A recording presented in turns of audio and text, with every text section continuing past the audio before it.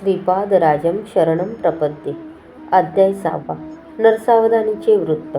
दुसऱ्या दिवशी सकाळी जपध्यानादी पूर्ण झाल्यावर तिरुमलदास म्हणाले, बाबा, श्रीपाद श्रीवल्लभ या चराचर सृष्टीचे मूल आहेत.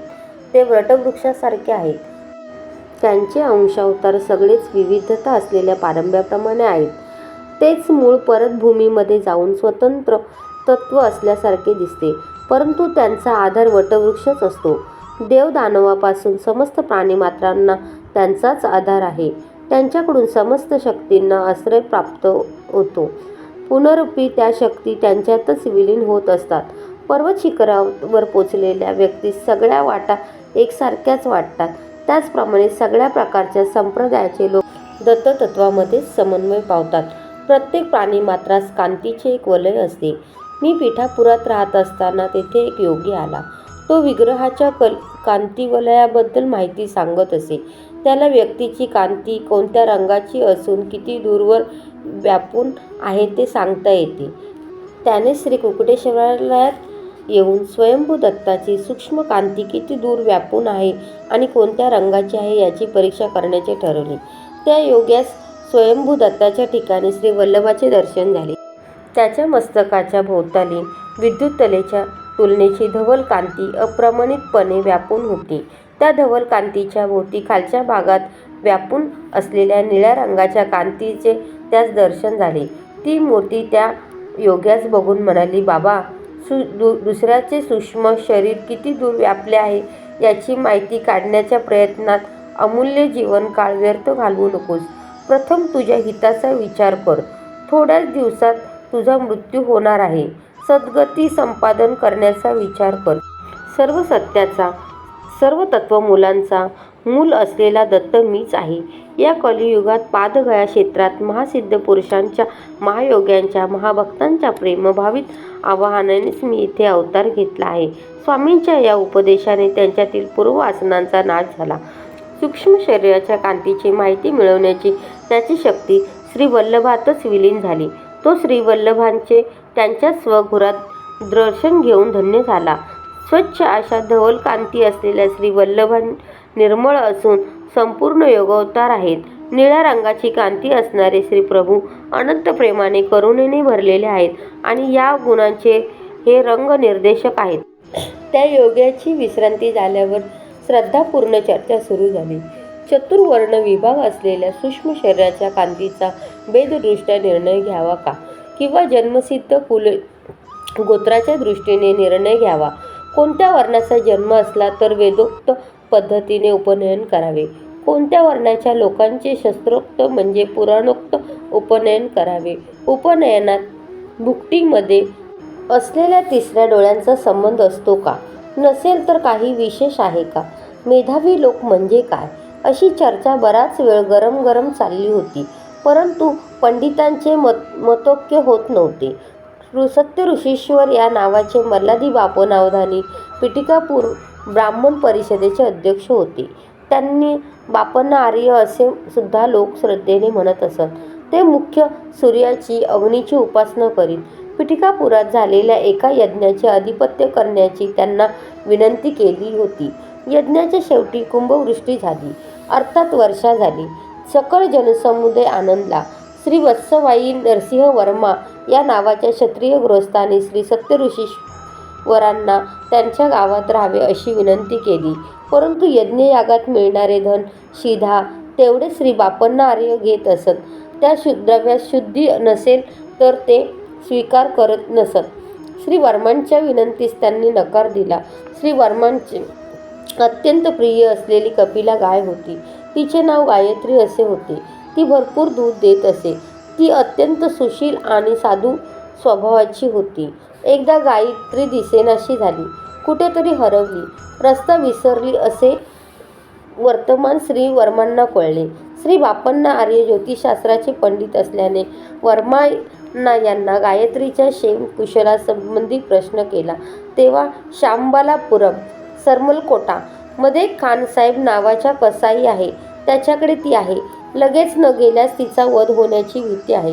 बापण्णा आर्य म्हणाले. वर्मांनी शांबालापुरास मनुष्यास पाठवण्याच्या प्रयत्नात बापण्णा आर्यांना एक अट घातली. बापांना आर्याच्या वचनानुसार गायत्री मिळाली तर वर्मांनी 3 एकर भूमी, निवास योग्य असे घर, बापांना आर्यांना त्यांच्या पंडितांचा बहुमान म्हणून द्यावे. बापांना आर्यांनी त्यांचा अंगीकार न केल्यास गोहत्येचे पातक प्राप्त होईल. बापांना आर्य संकट स्थितीत पडले.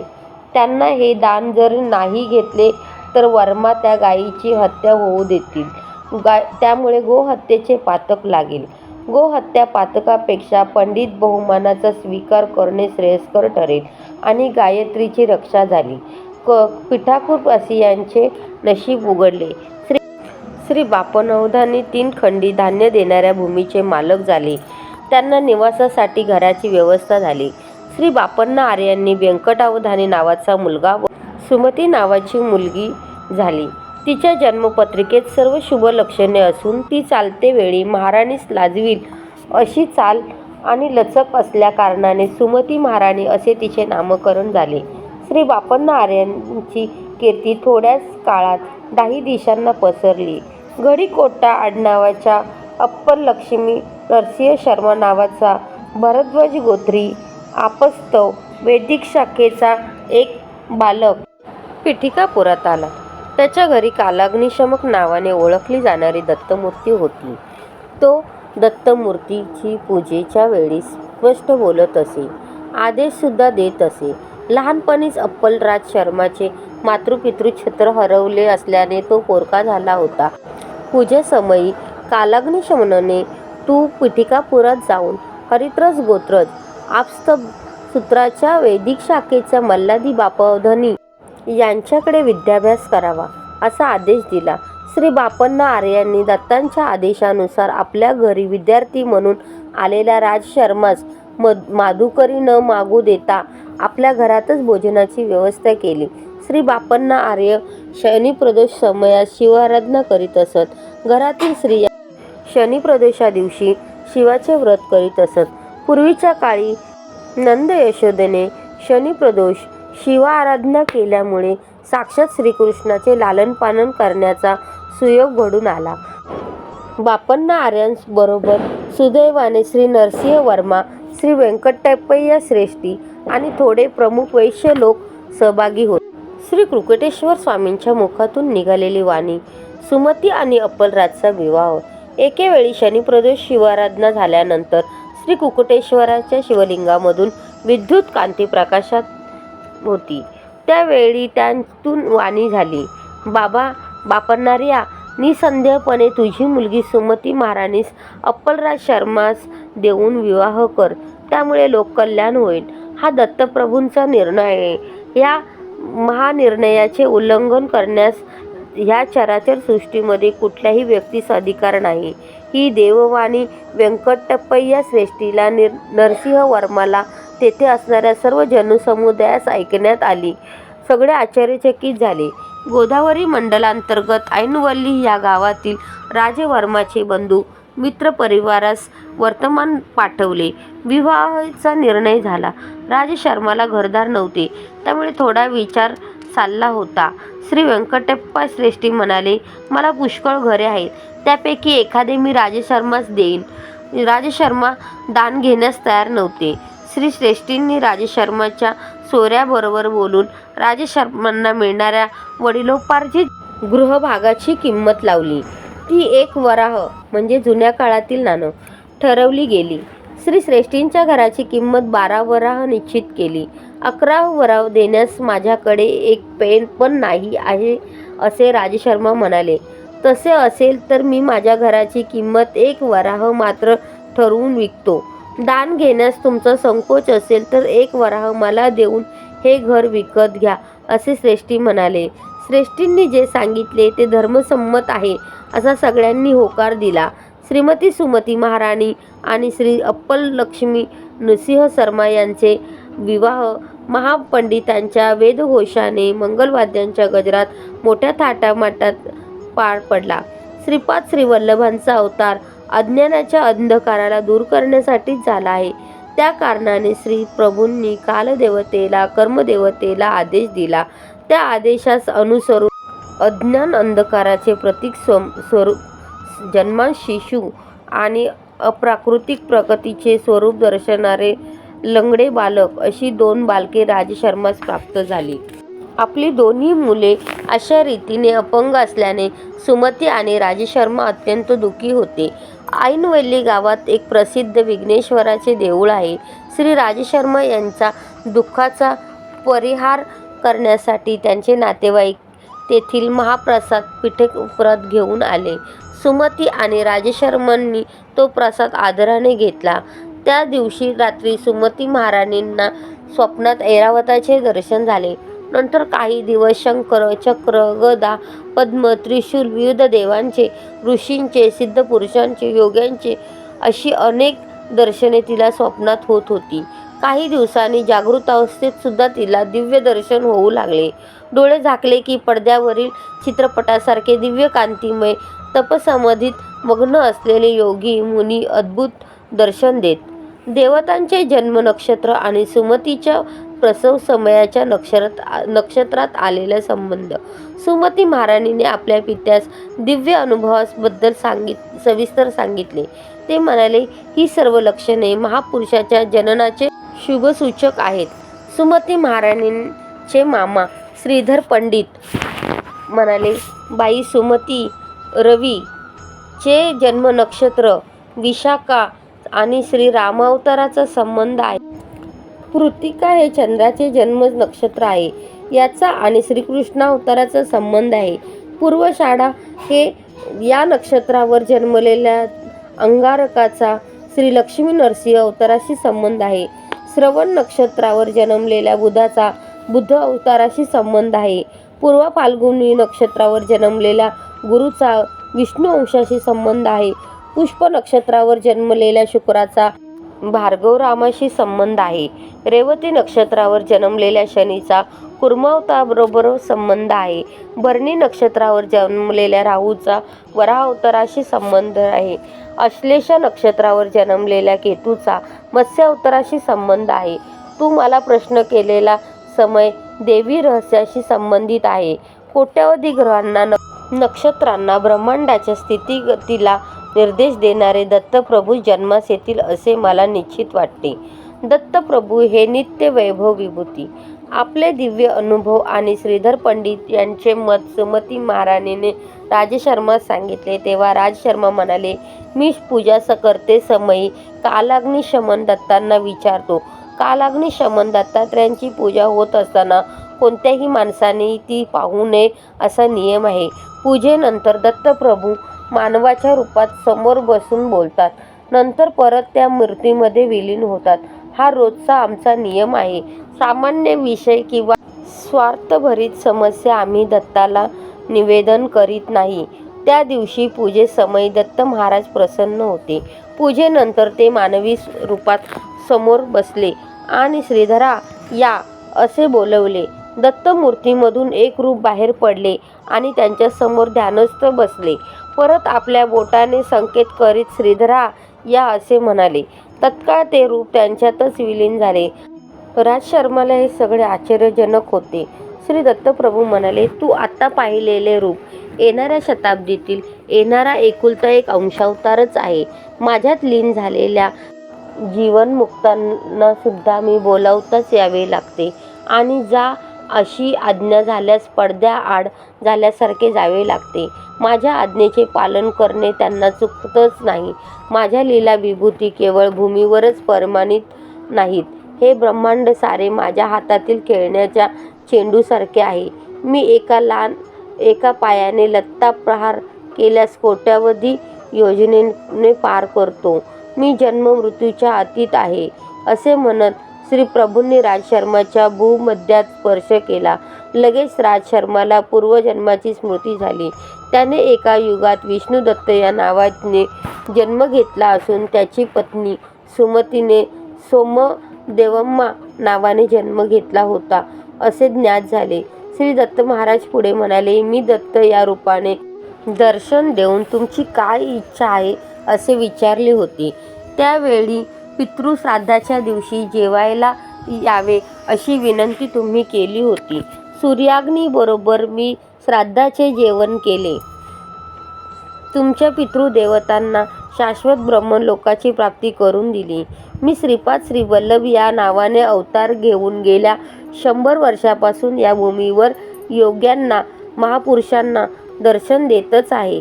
पिठिकापुरात सावित्री काटकचयन भारद्वाज महर्षींनी त्रेतायुगात केला होता. तेव्हाच त्या होमाचे भस्म पर्वतासारखे जमून बसले. कालांतराने ते भस्म द्रोणागिरी पर्वतावर शिंपडले गेले. मारुती द्रोणागिरी पर्वत घेऊन जात असताना एक छोटा भाग गंधर्वपुरात पडला. गंधर्वनगर हा भीमा, अमरजा या पवित्र नद्यांचा संगम प्रदेश आहे. श्रीपाद श्रीवल्लभांच्या अवतार समाप्तीनंतर मीन अंश मीन लग्नावर करंज नगरीत शुक्ल यजुर्वेदीय वाजसनेय माध्यान्तिक शाखेत नृसिंह सरस्वती या नावाने जन्म घेईल. गंधर्व नगरात अनेक लीला करेल. श्रीशैल्य कर्दळीवनात 300 वर्ष तपोभूमीनंतर स्वामी समर्थ या नावाने प्रज्ञापुरात निवास करेल. जेव्हा शनी मीनेत प्रवेश करेल तेव्हा त्या शरीराचा त्याग करेल. दत्तप्रभूंचे हे वरील वक्तव्य राजशर्माने आपल्या धर्मपत्नीस सांगितले. त्यावेळी सत्यऋषीश्वर वापरण्याचार्य म्हणाले, बाबा राजशर्मा, तुझ्या पुढच्या युगातील जन्मात श्री दत्तप्रभूंना, सूर्याला, अग्नीला श्राद्धभोजन दिलेला तू पुण्यात्मा आहेस. या जन्मात कोणत्याही रूपात दत्त महाराज भोजन द्या असे विचारतील. तो दिवस पितृश्राद्धाचा असला तरी कसलाही विचार न करता ब्राह्मण जेवायच्या अगोदर श्री दत्तांना भोजन विचारले तर जरूर वाढावे. बाई सुमती, ही गोष्ट लक्षात ठेव.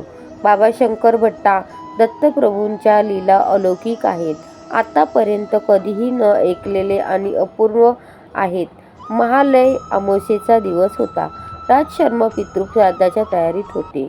दारासमोर भवतीं भिक्षाम देही असा आवाज ऐकला आणि त्या अवधूताला सुमती महाराणीने भिक्षा घातली.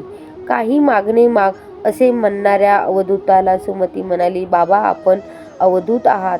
आपले वाक्य म्हणजे सिद्ध वाक्य आहे. श्रीपाद श्रीवल्लभांचा अवतार लवकरच या भूमीवर होईल.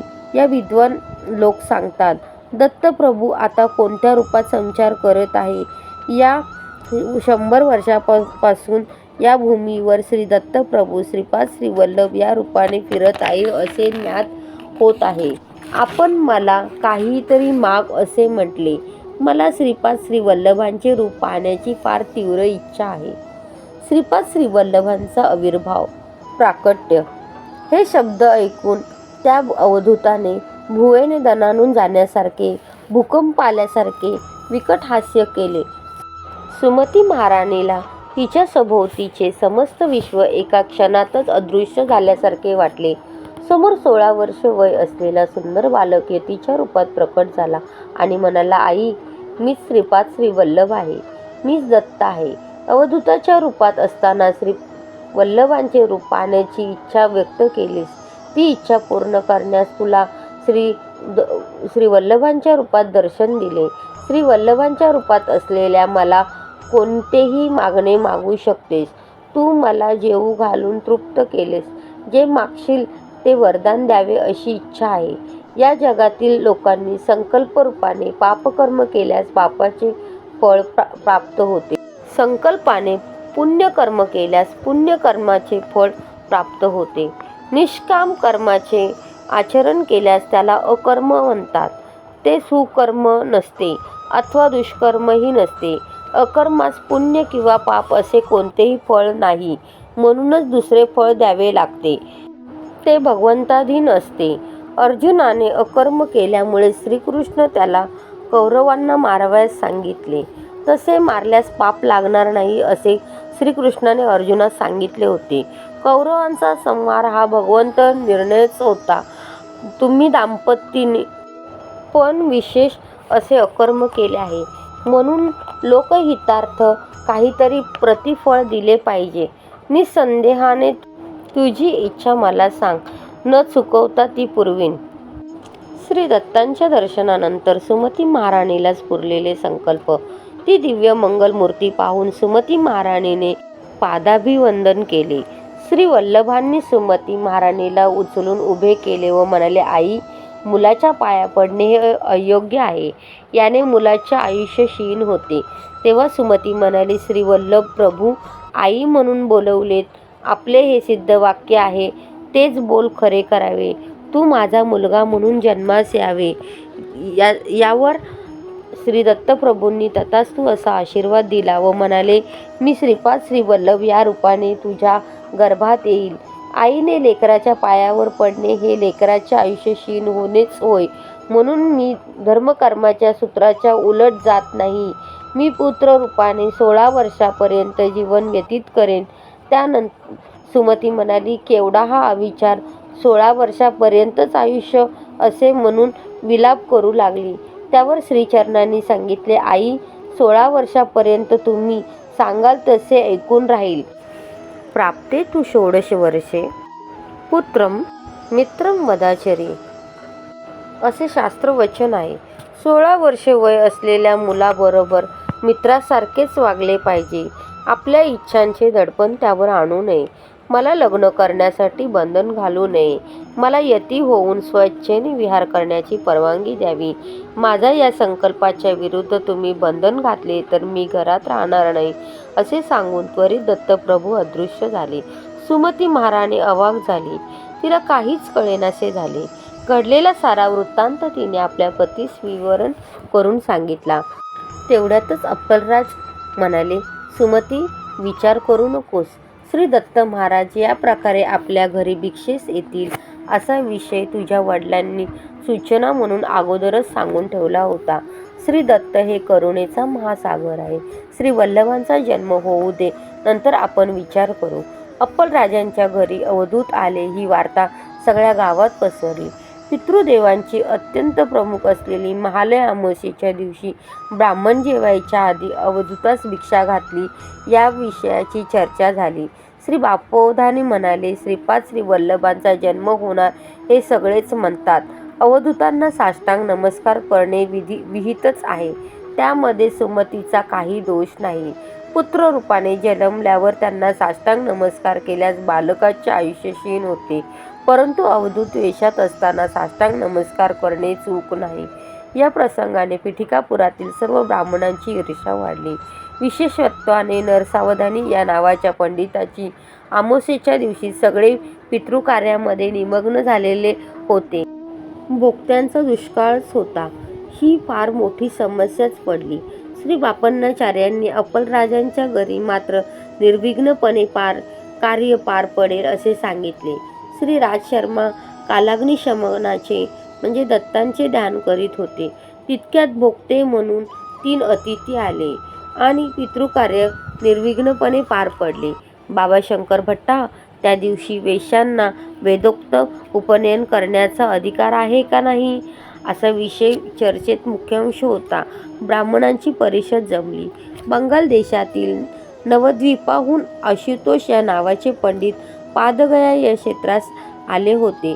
त्यांच्याकडे अत्यंत प्राचीन नाडीग्रंथ होते. त्यांना देखील पंडित परिषदेचे आमंत्रण होते. बापन्नाचार्यांनी सांगितले, नियमनिष्ठेमध्ये ब्राह्मण क्षत्रिय वैश्य समानच असतात. श्रीपादांच्या जन्मसमयी दुगोचर झालेले अद्भुत दृश्य. इतक्यात मी म्हणालो, महाराज, श्रीपाद प्रभूंच्या लीला विस्तारपूर्वक सांगून मला धन्य करावे. अरे शंकर भट्टा, नरसावधानी बापन्नाचार्यांवर क्रोधित झाले व येनकेन प्रकारे त्यांचा अपमान करण्याचे त्यांनी ठरवले. त्यांनी म्हणजे नरसावधानींनी बगलामुखी साधना विफल होण्याचे एकमेव कारण बापन्नाचार्य आहेत असे त्यांच्या मनाने ठामपणे घेतले होते. तांत्रिक प्रयोगाने बापन्नाचार्याने त्यांची मंत्रसिद्धी निष्प्रभ केली असा कुप्रचार करण्यास त्यांनी सुरुवात केली. नाडी ग्रंथात श्रीपाद प्रभूंच्या अवताराविषयी जे विवरण होते ते त्यांच्या विचलित करीत होते. नाडी ग्रंथ हा मूलतः अविश्वसनीय आहे. बापन्नाचार्यांनी मत्स्याहारी ब्राह्मणास भोजन दिले हा अनाचार घडला असे नरसावधानी यांनी वाद मांडला.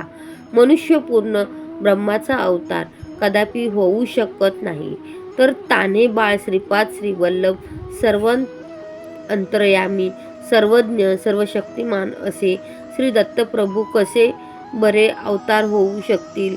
श्रीपाद प्रभूंनी अगदी लहान असतानाच केलेला प्रणोपचार, पाळण्यात असताना केलेले शास्त्रप्रसंग आणि वयास न शोभणारे प्रज्ञेचे प्रदर्शन नरसावधानींना पटले नाही. एखाद्या विद्वान ब्राह्मणा श्रीपादांच्या शरीरात प्रवेश करून असे बोलत आहे असा त्यांनी प्रचार केला. श्री कृकटेश्वरांच्या मंदिरात असलेल्या स्वयंभूच तेच खरे दत्तात्रय आहेत, तेच वर प्रदान करणारे आहेत. या बालकास दत्तस्वरूप मानणं चुकीचे आहे असा नरसावधानी यांनी सर्वांचा समज करून देण्याचा प्रयत्न केला. श्रीपादांच्या जन्मानंतर सतत 18 दिवसापर्यंत ज्या जागेवर त्यांना निजवत असत त्या जागी एक 3 पाण्याचा नाग आपला फणा उभारून बाळाची छाया करीत असे. श्रीपाद प्रभू मातेच्या गर्भातून साधारण बालकाप्रमाणे जन्मास न येता ज्योती स्वरूपाने अवतरले होते. जन्म होता क्षणीच महाराणी सुमती मूर्छित झाल्या. प्रसूतिगृहामधून मंगलवाद्यांचे ध्वनी येऊ लागले. थोड्या वेळात आकाशवाणी झाली व सर्वांना बाहेर जाण्याचे आदेश झाला. श्रीपादांच्या सानिध्यात 4 वेद, 18 पुराणे आणि महापुरुष ज्योतिरूपाने प्रकट झाले व पवित्र वेदमंत्राचा घोष बाहेर सर्वांना ऐकू येऊ लागला. थोड्या वेळाने सर्वत्र शांतता पसरली. या अद्भुत घटना बापण्याचार्यांना अगम्य व आश्चर्यकारक वाटल्या. श्रीपादांच्या बाललीला. श्रीपाद आता 1 वर्षाचे झाले होते. ते 8-10 महिन्याचे असताना त्यांचे आजोबा बापण्याचार्यांबरोबर पंडित परिषदेत जात असत. आजोबा आपल्या नातवाला बरोबर घेऊन जात. नरसावधानी आपल्या घरी राजगिऱ्याचे पीक काढीत. राजगिऱ्याची भाजी अत्यंत रुचकर असते. गावातील लोक नरसावधानींना ती भाजी देण्याची विनंती करी, परंतु ती भाजी कोणालाच देत नसत. कोणाकडून काही विशेष काम करून घ्यायचे असल्यास त्याला ते ती भाजी देत व इच्छित काम करून घेत. श्रीपादांना एकदा आपल्या आईस राजगिऱ्याची भाजी करण्यास सांगितले. ती भाजीसुद्धा नरसावधानींच्या घरचीच त्यांना हवी होती, परंतु हे काम कठीण होते. श्रीपाद लहान असताना स्वेच्छेने चालत नरसावधानींच्या घरी जात असत. त्यांच्या घरी शास्त्राविषयी चर्चा करीत, तसेच चित्रविचित्र लीला करीत. पिठिकापुरात एका महापंडिताचा मृत्यू झाला होता. त्याकरता बापणाचार्य व राजशर्मा हे दोघे या बालकास दत्तावतारातील समजत आहेत असे नरसावधानी सर्वांना सांगत. पिठिकापुरात हे पादगया क्षेत्र असून पितृदेवतांचे प्रधान स्थान आहे. विगत आत्म्याशी संपर्क साधून संभाषण करण्याचं सामर्थ्य असलेले तत्ववेत्ते येथे राहत असत. श्रीपादांच्या शरीरात कोणत्या तरी महापंडिताचा आत्माच वास करीत आहे आणि त्याच्याकडून अगम्य अशा लीला करून घेत आहे अशी धारणा पिठिकापुरममध्ये दृढ होत होती. तिरुमलदासांवर श्रीपादांचा दिव्य अनुग्रह. तिरुमलदास पुढे म्हणाले, मी मल्याद्रीपुराहून पिठिकापुरम येथे आलो तेव्हा बापणाचार्य आणि राजशर्मा यांच्या घरचा रजक होतो. नरसावधानींच्या घरचा जो रजक होता तो वृद्धावस्थेने मरण पावला. त्या रजकाचा मुलगा वायस्पूर आग्रहाचा म्हणजे सध्याचे काकीनाडा येथे निघून गेला होता. त्यामुळे त्याच्या घरचे रजकाचे काम मला मिळाले होते. मी लहानपणापासून बापणाचार्यांच्या सहवासात असल्याने माझ्यातील सत्प्रवृत्ती जागृत झाली होती व अध्यात्माची ज्योत प्रज्वलित झाली होती. ज्या दिवशी मी नरसावधानींना पाहित असे त्या दिवशी मला पोटाचा विकार होऊन अन्न ग्रहण न करण्या इतकी माझी दीन अवस्था होई. नरसावधानींचे कपडे मी स्वतः न धुता माझा मुलगा रविदास ते धुत असे. सात्विक प्रवृत्तीच्या लोकांचेच कपडे मी स्वतः धुत असे. नरसावधानींचे कपडे मी स्वतः न धुता ते माझा मोठा मुलगा रविदास धुतो. ही वार्ता त्याच्या कानी गेली. त्याचे कपडे मी स्वतः धुवावे अशी त्याने आज्ञा केली. ही आज्ञा मानून मी नरसावधानींचे कपडे स्वतः धुवू लागलो. मी कपडे धुत असताना श्रीपादांचेच नामस्मरण करीत असे. मी धुतलेले कपडे घेऊन रविदास नरसावधानींकडे गेला. मी धुतलेले कपडे जेव्हा सगळ्यांनी घातले तेव्हा कोणालाच काही झाले नाही, परंतु नरसावधानींनी ज्यावेळी ते कपडे घातले तेव्हा त्यांना त्यांच्या अंगावर विंचू गोम सरपटत असल्यासारखे वाटले. त्या कपड्यांमध्ये त्यांचे शरीर अग्नीवर ठेवल्याप्रमाणे पोळू लागले. नरसावधानींनी मला बोलवले व ते रागाने म्हणाले, कोणत्या तरी शूद्र विद्येचा मंत्राचा प्रयोग मी कपड्यावर केला आहे. त्या अपराधाबद्दल त्यांनी माझी न्यायाधीशाकडे तक्रार केली, परंतु चतुर न्यायाधीशांनी मला निर्दोष जाहीर करून सोडून दिले. मी आनंदात घरी आलो. थोड्याच वेळात श्रीपाद प्रभू एका 16 वर्षाच्या युवकाच्या रूपात आमच्या घरी आले. श्रीपाद प्रभू वाटेल त्या रूपात येऊन भक्तांना दर्शन देत असत. मी आश्चर्याने म्हणालो, महाराज, आपण उत्तम अशा ब्राह्मण कुलामध्ये जन्मलेले आहात, तेव्हा आमच्यासारख्या रजकाच्या वस्तीत येणे काही योग्य नाही. तेव्हा प्रभू म्हणाले, नरसावधानी सारखे पापाचे गाठोडे डोक्यावर वाहणारे ब्राह्मण खरे तर रजकापेक्षा कमी दर्जा असतात, परंतु तुमच्यासारखे ब्राह्मणांची ओढ असलेले रजक त्याच्यापेक्षा श्रेष्ठ असतात. श्रीपादांचे ते शब्द ऐकून मी त्यांच्या चरणावर नतमस्तक झालो आणि डसाडसा रडलो. श्री प्रभूंनी माझ्याकडे अमृतदृष्टीने पाहिले व आपल्या दिव्य हाताचा स्पर्श करून मला उठवले. नंतर त्यांनी आपला उजवा हात माझ्या शिरावर ठेवला आणि त्या क्षणी मला पूर्वीचे जन्म आठवले. माझ्यातील योगशक्तींना चालना मिळाली. कुंडली शक्तींना सुद्धा जागृत झाल्याचा अनुभव येऊ लागला. श्रीपाद प्रभू हळूहळू पावले टाकीत अंतर्धान पावले. श्रीपाद प्रभूंनी आपल्या आईजवळ राजगिऱ्याची भाजी करून देण्याचा हट्ट केला. त्यांना नरसावधानींच्या घरातील भाजी हवी होती, परंतु ती गोष्ट अशक्य वाटत होती. यावेळी बापणार्य म्हणाले, श्रीपादा, उद्या सकाळी मी तुला नरसावधानीच्या घरी घेऊन जातो. तू स्वतः त्यांना राजगिऱ्याची भाजी देण्याची विनंती कर, परंतु जर त्यांनी ती भाजी देण्यास नकार दिला तर त्या भाजीसाठी पुन्हा कधी हट्ट करू नकोस. दुसऱ्या दिवशी बापणारे बालक श्रीपादांना घेऊन नरसावधानीकडे गेले. त्यांच्या घरी जाताच बापणारे श्रीपादांना म्हणाले, श्रीपादा, मोठ्यांना नमस्कार करून त्यांचे आशीर्वाद घ्यावे. नरसावधानी बाहेर ओसरीवर बसले होते. त्यांची लांब शिखा पाठीवर रुळत होती. ती नरसावधानींना अत्यंत प्रिय होती.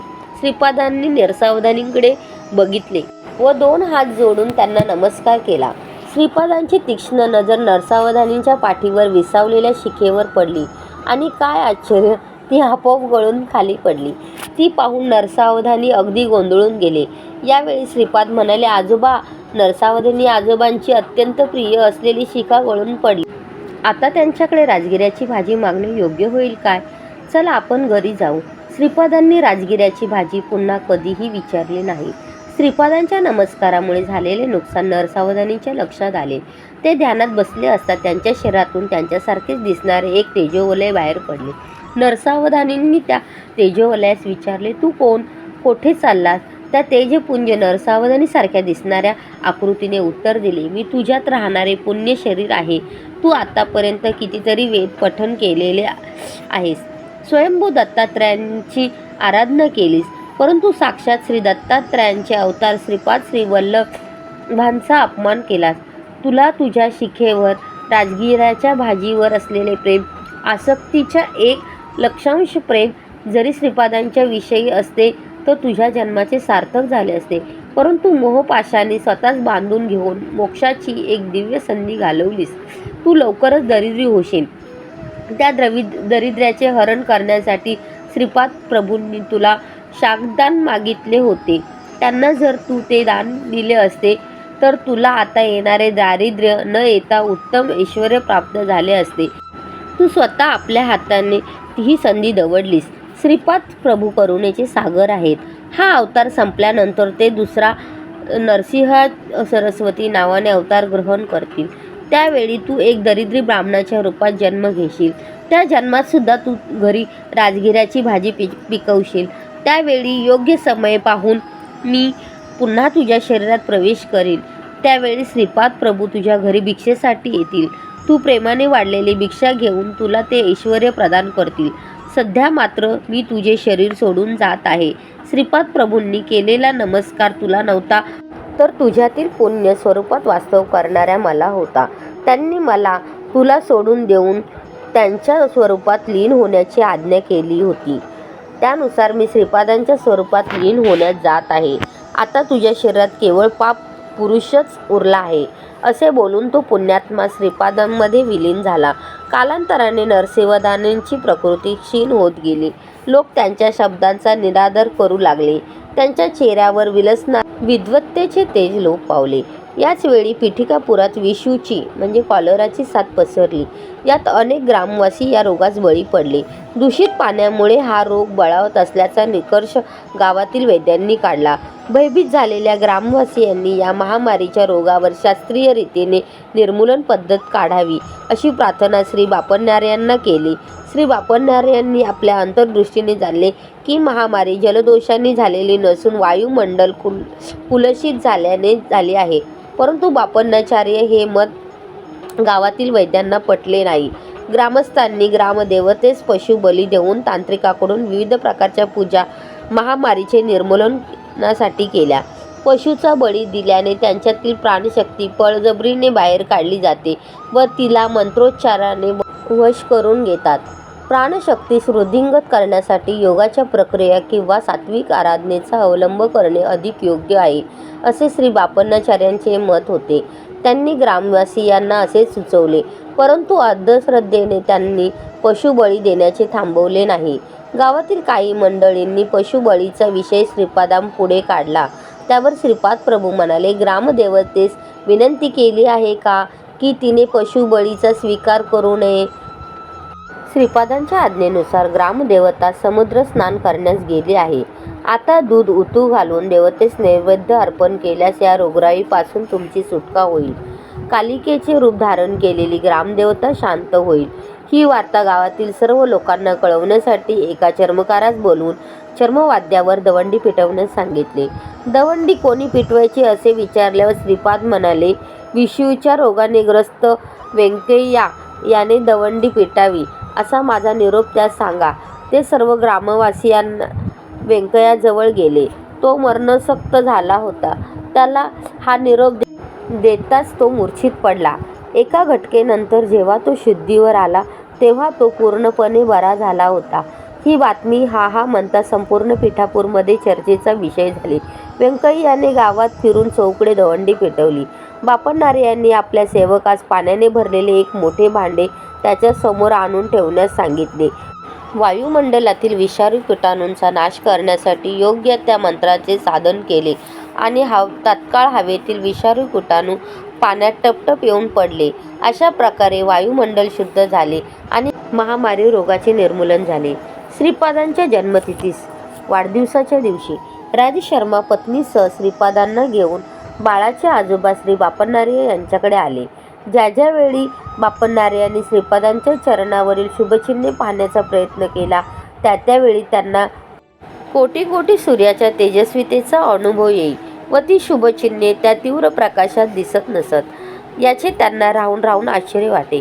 परंतु त्या दिवशी उषःकाळी साळीच्या कोंड्यावर दिव्य असे पदचिन्ह दिसले.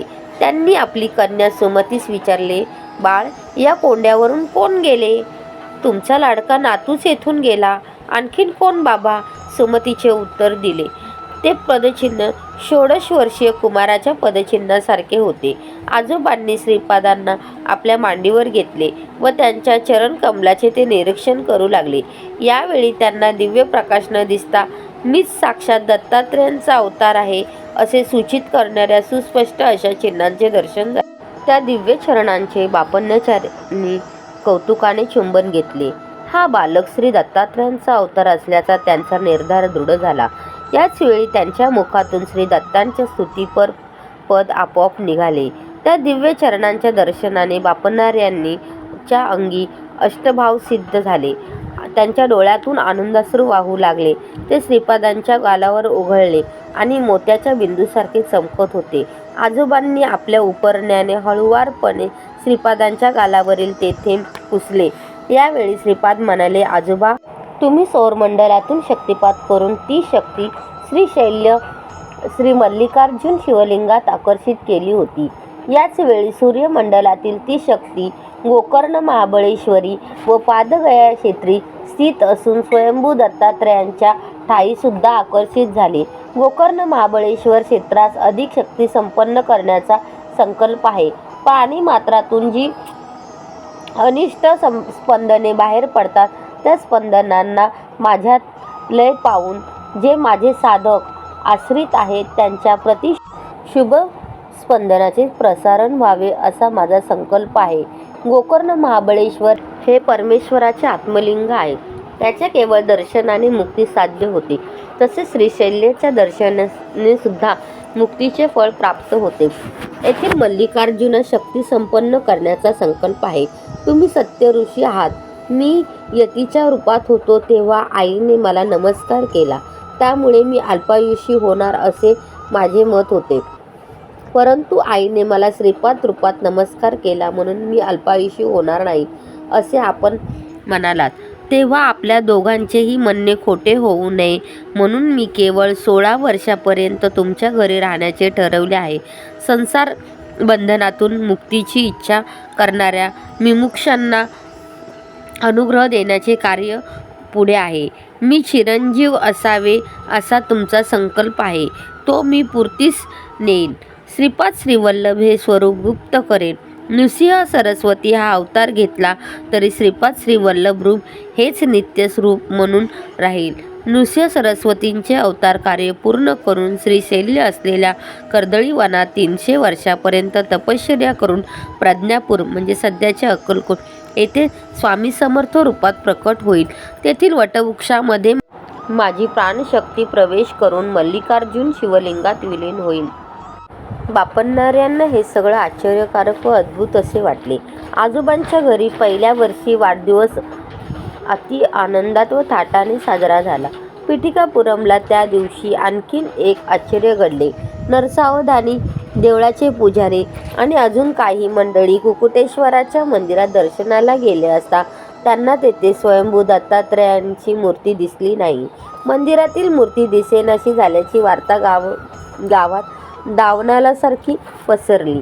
नरसावधानीच्या विरुद्ध असलेल्या एका तांत्रिक मूर्ती अदृश्य होण्याचे कारण नरसावधानीच आहेत असे मोठ्या तावातावाने म्हणू लागला. नरसावधानी शूद्र विद्येचे उपासक आहेत. त्यांनीच मूर्ती अदृश्य केली असा प्रचार करण्यास त्यांनी सुरुवात केली. पिठिकापुरमच्या ब्राह्मणांनी नरसावधानींच्या घराची झडती घेण्याचे ठरवले. ते ब्राह्मण व श्री बापणणाऱ्यांना भेटले व झालेला प्रकार सांगितला. तेव्हा बापणणारे त्या ब्राह्मणास म्हणाले, सत्य प्रत्ययास येईपर्यंत मौन राहावे. योग्य वेळी या प्रश्नाचे समाधान होईल. नरसावधानींच्या घरची झडती घेऊन संशयित स्थळी खोदकाम केल्यानंतर तेथे मानव कपाल व शूद्र विद्येस उपयोगी पडणाऱ्या काही वस्तू सापडल्या. परंतु श्री दत्तात्रयांची मूर्ती मात्र मिळाली नाही. श्री नरसावधानी मूर्तीच्या चोरीच्या आरोपापासून मुक्त झाले. परंतु ते शूद्र विद्येचे उपासक असल्याचे सिद्ध झाले. दिवसेंदिवस त्यांची प्रकृती क्षीण होत होती. त्यांच्याकडे एक वांज गाय होती. तिला बैलाप्रमाणे शेतीच्या कामासाठी वापरीत व वेळेवर दाना पाणी सुद्धा देत नसे. एके दिवशी नरसावधानीच्या विरुद्ध असलेल्या तांत्रिकाने त्या गायीच्या शरीरात शुद्ध शक्तीचे आवाहन केले. त्यामुळे त्या गायीने खुंटाने बंधन तोडून टाकून ती घरात शिरली व घरच्या लोकांना शिंगाने मारू लागली. नरसावधानींनी अतिप्रेमाने लावलेल्या राजगिऱ्याच्या भाजीचा मळा तिने उद्ध्वस्त केला. त्या गायीच्या जवळ जाऊन तिला दोरीने बांधणे कोणास शक्य झाले नाही. त्याच दिवशी नरसावधानींच्या घरी त्यांच्या आईचे श्राद्ध होते. श्राद्धाचा संपूर्ण स्वयंपाक झाला होता. श्राद्धाच्या ब्राह्मणाचे भोजन झाले होते. घरच्या मंडळीचे मात्र जेवण अजून झाले नव्हते. त्या गायीने सारे अन्न व वडे खाऊन टाकले. याच वेळी बालक श्रीपाद प्रभू आपल्या वडिलांना नरसावधानींच्या घरी घेऊन जाण्याचा हट्ट करू लागले. श्री राजशर्मा त्यांना घेऊन नरसावधानीच्या घरासमोर जाऊन उभे राहिले. तेवढ्यात ती गाय नरसावधानींच्या घरातून बाहेर आली. तिने अंगणात उभे असलेल्या श्रीपादांना 3 प्रदक्षिणा घातल्या व नंतर त्यांच्या चरणी नतमस्तक झाली व त्याच अवस्थेत गतप्राण झाली. या प्रसंगानंतर गावातील लोक अनेक मते व्यक्त करू लागले. गायीने खाल्लेल्या वड्यामध्ये विष होते व ते गाळल्याने गाय मरण पावली. आता नरसावधानींना गोहत्येचे पातक लागेल असे नाना लोकापवाद उठू लागले. त्यामुळे नरसावधानी त्रस्त झाले होते. त्या गायीने श्रीपादांना 3 प्रदक्षिणा घातल्या व नंतर त्यांच्या चरणावर मस्तक ठेवून प्राण सोडले. या कारणाने श्रीपाद हे देवी अवतार असल्याचे सर्व लोकांची खात्री झाली. राजशर्मांना आयुर्वेद शास्त्राचे ज्ञान होते. ते नरसावधानींच्या विनंतीनुसार त्यांना औषधोपचार करीत होते. परंतु त्यांच्या दुर्धर रोगावर काहीही परिणाम दिसून येत नव्हता. नरसावधानींची प्रकृती खालावतच गेली आणि त्या रोगातच त्यांना एके दिवशी देहांत झाला.